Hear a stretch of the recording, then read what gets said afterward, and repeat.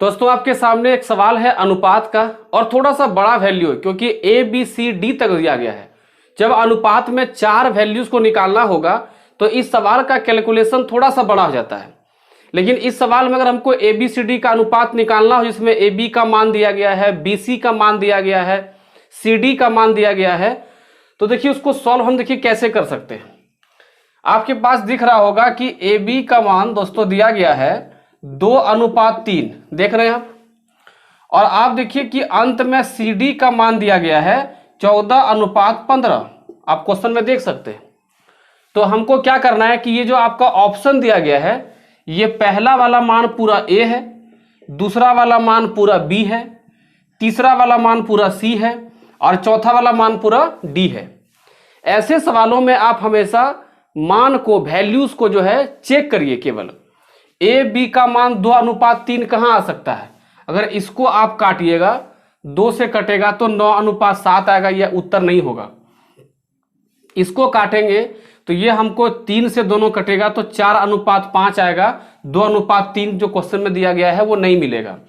अगर हम इसको काटते हैं तो 6 से 2, 6 से 3, ये कटने पर 2:3 मिल सकता है, तो इसका चांस बनता है। अगर हम इसको काटते हैं तो 3 से कटेगा तो 5:4 होगा, ये भी नहीं होगा। सीधा उत्तर हम लगा देंगे। अब मान लेते हैं कि ये 2:3 किसी और में भी मिलता तो भाई हम पीछे से भी चेक कर सकते थे। C/D, देखिए C/D 14:15 केवल एक में ही दिख रहा है, सी वाला में। तो ये कन्फर्म हो गया कि इसका उत्तर ऑप्शन नंबर सी होगा। देखिए बनाने के तरीके तो बहुत है, लेकिन इस अप्रोच से बनाइएगा तो टाइम खर्च कम होगा। ठीक है, देखिए सवाल दिया गया है 2 पे पावर 11, इसको भाग करना है 5 से और बताना है कि शेषफल क्या आएगा, यानी रिमाइंडर क्या आएगा। देखिए एक बात का ध्यान रखना है कि 5 से कोई भी संख्या तभी कट सकती है जब या तो अंत में 0 हो या तो 5 हो। ठीक है, यानी कि 5 से अगर हमको किसी भी संख्या को कटाना है तो केवल हमको ध्यान देना है कि इकाई अंक पर क्या आने वाला है, यानी यूनिट डिजिट क्या होने वाला है।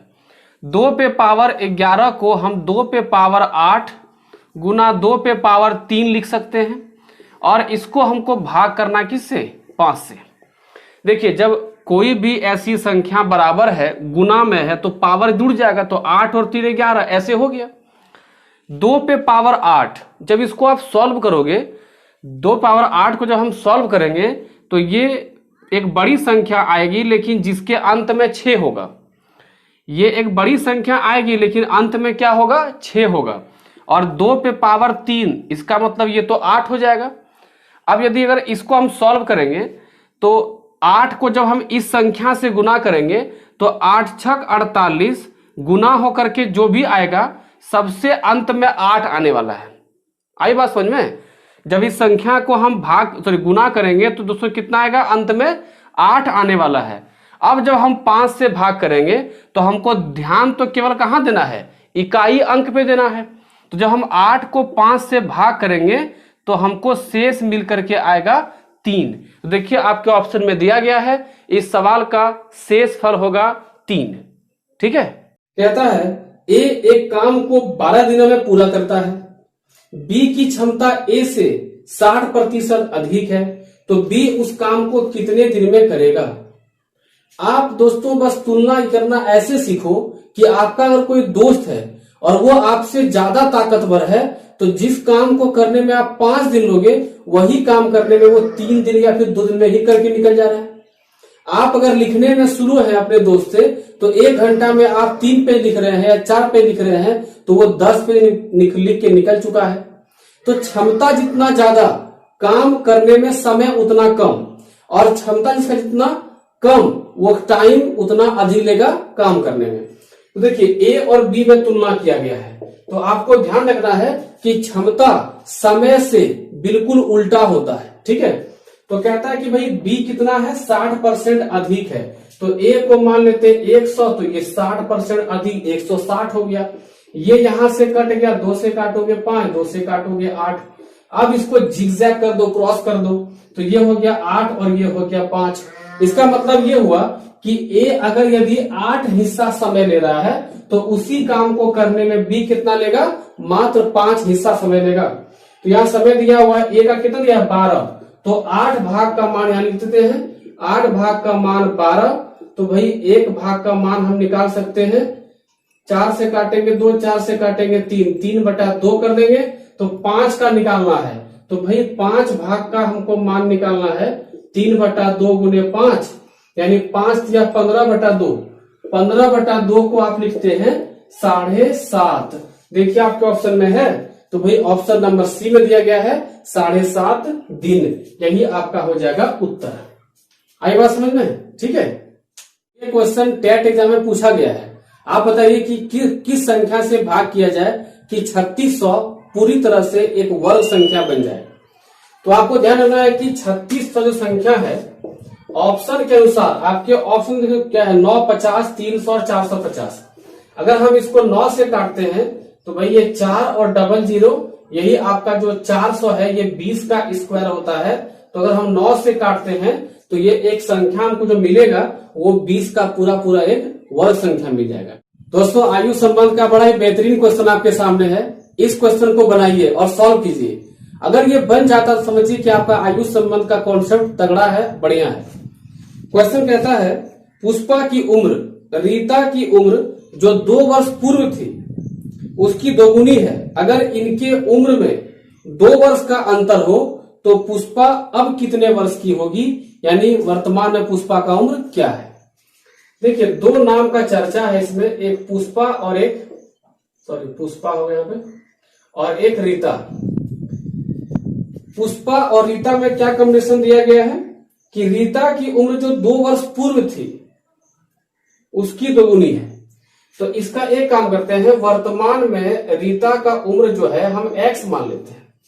अगर वर्तमान में इसका उम्र अगर x हो जाता है तो 2 वर्ष पूर्व, थोड़ा हम लिख दें ताकि आपको समझ में आ जाए, 2 वर्ष पूर्व इसका उम्र कितना होगा, x - 2 हो जाएगा। आई बात समझ में? अगर वर्तमान में रीता अगर x वर्ष की है तो 2 वर्ष पूर्व कितना होगी, x - 2 वर्ष की होगी। और कहता है कि 2 वर्ष पूर्व का जो उम्र है किसका, रीता का, उसका दोगुना अभी है। कौन, पुष्पा। तो पुष्पा का अभी का उम्र है x - 2 और इसका दोगुना।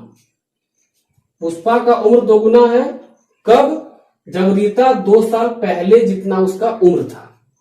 अब इन दोनों में अंतर, ये पुष्पा का अभी का उम्र और रीता का वर्तमान उम्र, इन दोनों में क्या है, अंतर है।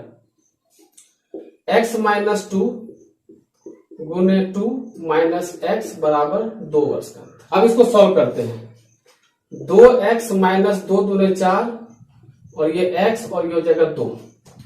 अब देखिए 2x में एक x चला गया तो कितना बचा, 1 तो बचा। ये 4 माइनस है, उस पार जाएगा प्लस हो जाएगा, कितना हो जाएगा, 6 हो जाएगा।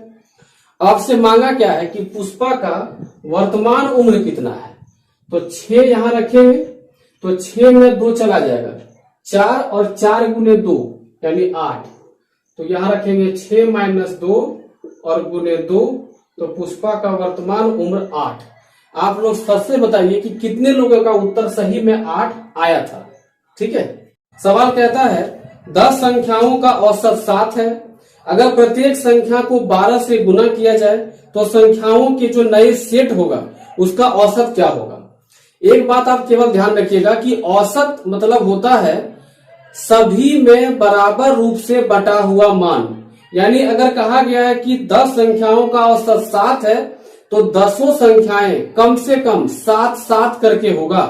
और जब प्रत्येक में कोई मान गुना करने को कहा जाए, जोड़ने कहा जाए, घटाने कहा जाए, तो आप सीधा क्या करेंगे कि औसत में ही गुना जोड़ घटा आप कर सकते हैं। तो औसत दोस्तों 7 दिया गया है और गुना किससे करने के लिए कहा गया, 12 से।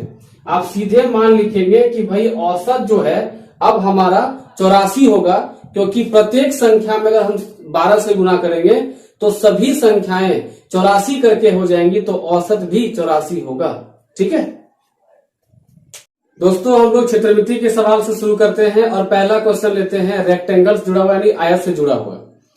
क्वेश्चन कहता है एक पार्क जिसकी लंबाई 10 मीटर है और चौड़ाई 10 8 मीटर है, सबसे लंबे से लंबे खंबा जो उसमें रखा जा सकता है वह क्या होगा।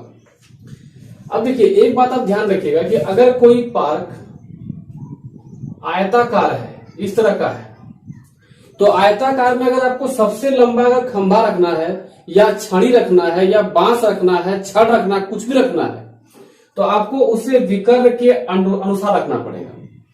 और अगर आयत का विकर्ण की बात करें तो वो होता है L square plus B square under root में होता है। तो L का मान आपको दिया हुआ है 10 का स्क्वायर कर देना है और चौड़ाई है 8 का स्क्वायर कर देना है।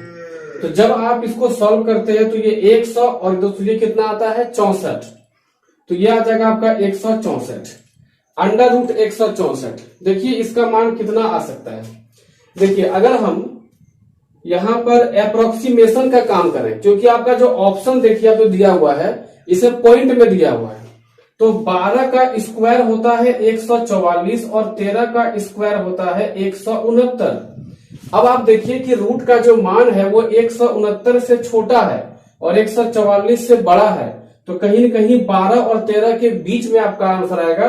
तो दोस्तों आपका जो उत्तर दिया गया है 12.8, यही आपका आंसर होना चाहिए। ठीक है, सबके लिए अलग अलग शेष दिया गया है। अब इसको आप अटेम्प्ट कर सकते हैं। कहता वह सबसे छोटी संख्या जिसे 18, 27, 36 से अलग अलग भाग देने पर शेष 5, 14 और 23 बचता है। 5, 14 और 23 बचता है। इस सवाल को बनाने का मेरे पास दो तरीके हैं, तो आपको मैं पहले बेसिक से लेके चलता हूं और फिर इसका एक ट्रिक जो कि ऑप्शन से चलेगा। ठीक है, तो दोस्तों संख्या क्या क्या है, 18 है, 27 है और 36 है। सबसे पहले आप क्या करेंगे कि आप देखेंगे कि जो शेष दिया गया है वो 5, 14 और 23। आप देखेंगे कि 18 के लिए जो शेष है, 27 के लिए जो शेष है और 36 का जो शेष है, इन सभी के बीच अंतर 13 का मिल रहा होगा। आप गौर करिए, 18, 5, 13 अंतर, 27, 14, 13 का अंतर, 36, 23, 13 का अंतर। अब क्या करेंगे, इन तीनों संख्याओं का एलसीएम निकालेंगे। तो आप याद रखिएगा कि एलसीएम में क्या सिखाए थे मैंने, सबसे बड़ी संख्या को उठा लेंगे 36। क्या 36 18 से कटता है? बिल्कुल कटता है, इसको हटाओ। 27 और 36 में कुछ कॉमन है क्या? कॉमन है। क्या कॉमन है? यहां भी 9 और यहां भी 9, लेकिन 27 में 3 होता है और 36 में 9 गुने 4 होता है। 27 में 9 गुने 3 होता है और 36 में 9 गुने 4 होता है। तो 3 तो हमको यहाँ दिखा नहीं, तो 3 ला के हम यहाँ गुना कर दिए। अब दोस्तों 36 तिया कितना हो जाएगा? 108। ध्यान देंगे, 36 तिया 108। अब दोस्तों ये जो 13 आपको दिख रहा है, इस 13 को क्या करना है? माइनस कर देना है। ठीक है, तो 108 में 3 चला गया। अब बताइए कितना बचेगा? दोस्तों ये बच जाएगा 95। कितना बचेगा? 95। देखिए ऑप्शन में है क्या? बिल्कुल ऑप्शन नंबर ए में ही दिया गया है 95। तो दोस्तों इसके अलावा हमारे पास बाय ऑप्शन चलने का भी तरीका है।